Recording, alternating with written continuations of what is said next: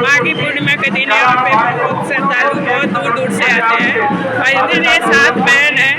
तो ये बड़ों माँ के दरवाजे में खड़ी हूँ मंदिर के सामने। बहुत ही ज़्यादा भीड़ है, हम देख सकते हैं चारों तरफ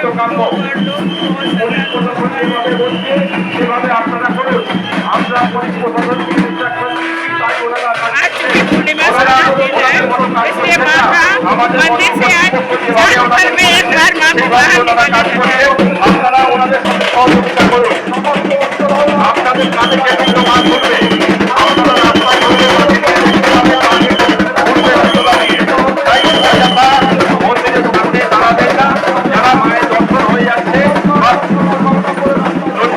गेट बंद कर दिया है माँ का और माँ को बाहर निकालने की तैयारी हो रहा है।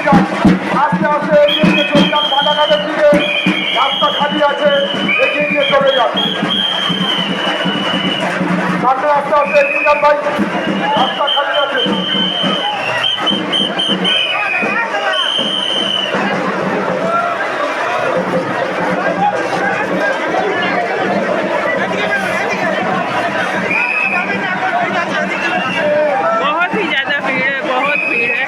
यहाँ से दूर दूर से सब श्रद्धालु लोग आए हैं। साल में माँ को एक बार बाहर निकाला जाता है। यहाँ 7 बहन है। सबसे पहले बड़ी माँ निकलेगी, बड़ी माँ फिर जाएंगी दूसरे माँ के यहाँ। देखिए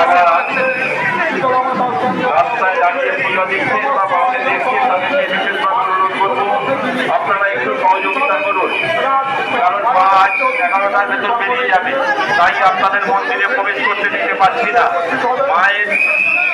মায়ের বরণ হবে, মাকে সিংহাসনে তোলা হবে, বহু কাজ আছে, তাই আপনারা